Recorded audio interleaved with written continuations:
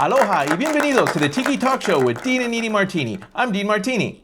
And I'm Niri Martini, and in this episode, it marks the official launch of the Tiki Artist Series. And even though we've always included tiki artists of all sorts in our previous episodes, and it's a focus that we have here on the Tiki Talk Show, we wanted to go and take an extra step and showcase these tiki artists and their incredible talents through the Tiki Artist Series. I'm excited. Me too. I'm excited. You seem excited. Are you excited? I'm excited. Can't you tell? Hello. Just a little bit. Okay, so we're excited. Yeah. All right, so coming up, we're talking to two different artists in this episode, so don't go anywhere until the interviews are over, or put it on pause and come back after you get a refill on your tiki drinks. We're talking with Tahiti Gil, also known as Gil Taimana, and Ray Larez of Tiki Tiki Monster. Tahiti Gil is a bi-coastal tattoo artist, mug designer, artist, owner of a Tiki Airbnb in Florida, avid Disney fan, and third-generation owner of San Diego's Master Tattoo, tattooing since 1991. You know, he also has a pretty cool Tahitian family story that spans about 2 to 3 generations. We'll also be talking to Ray Larez, a tiki mug maker based in Southern California, who along with his wife make up Tiki Tiki Monster, and they create beautiful tiki art together. But before we get started, we want to take a moment to remember a great Latino tiki artist who recently passed on, the great Tiki Diablo. As we mentioned on our socials, Tiki World lost an amazing tiki artist in Tiki Diablo. We would have loved to have met him, shared a cocktail, and had him on the show for an episode or two on what he had accomplished and what he meant to the tiki community. And for us, his memory lives on here in the Mananui Tiki Room. This is the bar he created that was mass-produced. And it seems appropriate that your Latino Tiki Talk Show hosts are showcasing tiki directly from a bar set he created. Muchas gracias, Tiki Diablo, por tus obras y lo que has aportado al mundo tiki. Mahalo, mil gracias, and many thanks, Tiki Diablo, for all the joy you've given to the tiki community through your art, mugs, and carvings, and for all that you've contributed to the tiki world. Que en paz descanses.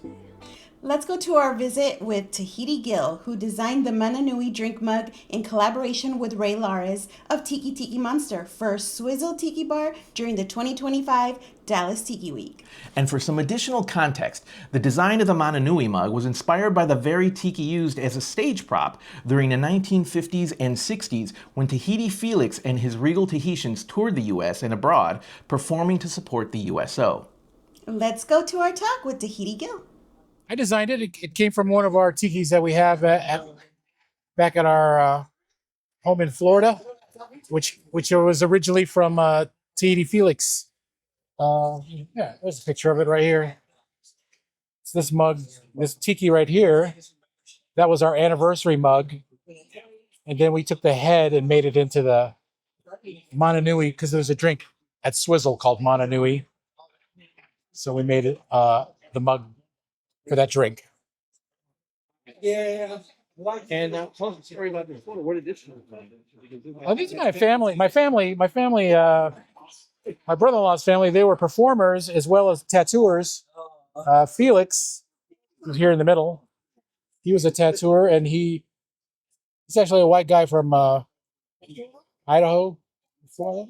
But he went to Tahiti, married a Tahitian woman, and learned the language, the culture and everything, and he came back and opened up a tattoo studio, and we moved to San Diego. And in the 50s, then they started doing a lot of Polynesian shows. So they traveled with the USO all over the world, as well as the US, doing Polynesian shows. And they were trying to get a venue in San Diego, but things didn't work out. So yeah, they just did the shows traveling till about the 60s. And they also cut a record. So yeah. And that was all your family. Yeah. And then now you have a tattoo shop? Correct. The tattoo studio is still alive and well. It's in its 76th year. And yeah, it's the second oldest shop in the country. And then now you also have an Airbnb. I do have an Airbnb. It's called Mananui, and it's in Kissimmee, Florida, just 5 miles away from Walt Disney World. My lovely girlfriend works for the company. Yeah, so that's why we moved to Florida. And This right here. yeah, that's our shirt, our house shirt. And it's been around for 3 years now, going on 4. Typhoon Tommy, who helped bring back the Mai Kai, was responsible for all the work in the house, along with a lot of family heirlooms that we put in there to make it really authentic. So from top to bottom, it is a tiki house. That's fantastic. So if you go down to Kissimmee, then you can go to Top Absolutely. go to Disney, Yeah. go to the, We are so close to the park, so you can hear the fireworks at night. and then hit some of the tiki bars. Yeah, you got Sam's, what is it? Suffering Bastard and Permanent Vacation. I'm sure there's a couple more I've And forgotten. if you don't want to, you don't have to because you're No. already in a. The house has its own bar, and we have our little stockpile of rums that people leave behind. So yeah, it's good. shareable room. It is. Especially with the Pay it forward or whatever. web pages or Instagram. No, my Instagram is Tahiti Gil. I love tattooing. And if you're ever in Orlando, in the Kissimmee area, if you want to go to Walt Disney World, our Airbnb is available for you. It's airbnb.com/h/Mananui. Thanks a lot. All right, Maruru. That was a super cool story about his family, and we have to go check out Tahiti Gil's Airbnb. His artwork isn't too shabby either, you know. But yeah, for sure, we definitely have to hit up his Airbnb. I think Disney would be the only reason to get me from staying in the Tiki Airbnb the entire time that we were I there. bet. I know you would. Let's go to our next guest, Ray Larez, the Tiki Tiki Monster. Easy. We're from Southern California. We design and make tiki mugs. They're all ceramic. They're all mid-range fired at a cone 5. My wife glazes them. I design them and sculpt them by hand. I produce all the mugs in-house at our home. They're all made out of a mold and slip casted. And this is my work. This mug here is one that we did for Tahiti Felix tattoo parlor. It's their 75th anniversary mug. And there's the logo on the back. And we also did a mug for Swizzle Dallas, which we took this head and we put their logo on the back. And it's for the Mananui Drink at Swizzle Dallas. Which all sold out, right? They all sold out first night. It was pretty amazing. It's like people were waiting for us when we got there. So So tell us about some of these other marks. You got some really classic marks here. yeah, this is a classic mug that was at Trader Dick's and most of the places in like Reno and Vegas. You could get this mug back in the 70s. I found this old mold, and the peanut mug is definitely a classic. This is actually just a different style though, because most of them were like a plain brown gloss, and this is more of a more modern tiki style A that little bit matted. more of the Hawaiian guys like Tiki Pop and Tiki Rob kind of glaze. And then these barrels I actually hand sculpted and produced myself. And then It also has like a classic look to them as well. yeah, and it's got a really good hand feel. I've had a lot of people tell me that they love the way that it holds and they can drink out of it. And And the texture too. It looks like it has some ridges there. yeah, and I went really deep. Most of the time, you get really like light carvings, and they're not as deep. That's traditionally what you try to do, but I really wanted the wood to stick out and the glaze to seep into the ridges and to do stuff like this. So you get these breaks in the green coming out and stuff like that.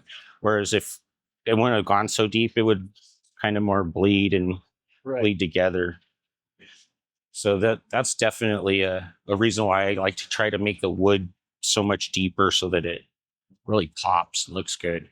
You got a double decker there. Yeah, this one, and I always get questions if it's all the way through. Yeah, it is. So how many ounces does that hold? This is a 48-ounce mug, so 3 drinks. And the first one, how much was that? Was that also 48? Yeah, that was also 48. I always tend to make my mugs a little larger than normal. Like that barrel mug there is a 16 ounce, so it's a perfect single drink size. Whereas this one here that we did for Lost Temple, Yeah, tell us about this. 28 ounces. And this is the one we did with Lost Temple Trader. Squid did the sculpture. Big Toe designed it. And then, of course, we did the lifting by making it and producing the actual tooling and the color breaks and stuff. My wife glazed these. She did an amazing job. They just the color breaks alone. It's an awesome mug. I love it. I love the colors. Colors are fantastic. Yeah. And then I love the shrunken heads there too. Yeah, and then there's two different greens. Is like this green versus that green is. Then they also have a little surprise on the back. Yeah. It's like a New Guinea cat or varmint. And how this one come about? It's actually a series that Lost Temple did. Danny Tiki Diablo did the first one, and then Tiki Tum did the second one, and now Big Toe's done the third one. And then I believe they've done one with Omar at Oakwash was the fourth one, and they're still planning to do more. It's just a matter of getting other artists to give their, artist spin on the design. How did you get into Tiki? And then Tiki mug making. Well, me and my wife went to Don the Beachcombers on our anniversary. Well, actually, it was our honeymoon. And then after that, I just was kind of struck by all the drinks and the mugs and just the escapism and like the decor and the bar itself. And it was just like, oh, this is so cool. And then next thing you know, I went to Tiki Oasis and saw Tiki Rob and Gecko and these guys making mugs, Tiki Tony. And I'm like, that looks like something that I could do. I've been very talented as far as art goes. I've done like drawings and all sorts of illustrations, and I've done, web work and stuff. So it's kind of just almost like a natural crossover. But once I got into this, I just fell in love with it. So You do this exclusively. this is all I do all day long is make mugs. I definitely enjoy it. You did mention the crossover from this one to the photo, right? Right. And then that's the neat thing is that this is an actual tiki. So the tiki is actually at Gil's Mananui Airbnb. And it was a tiki that Tahiti Felix found in a cave. I believe it was on Tahiti. And he just found the tiki somewhere. And then Gil, he came to me and said, hey, do you think you could do this and do it for the tattoo shop? And I was like, yeah, be no problem, And then when he showed me the photo, I was like, it's a real tiki. It's like, because most of the times we're making up tikis and making up the things that we do, and it's get your own artist spin on it. Whereas this is almost looks exactly like the tiki. The only difference is, of course, there was like a little guy back here, and now I've put the logo there in its place. Back then. Yeah.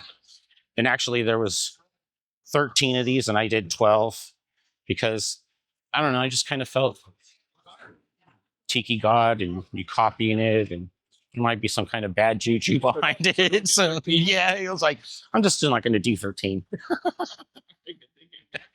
No, just can't risk it. Yeah, exactly. Thank you so much for being here and telling us your story. Thank you for stopping by and checking out our art. I totally enjoyed showing you our art, and definitely. You can see us on Instagram. It's Tiki Tiki Monster.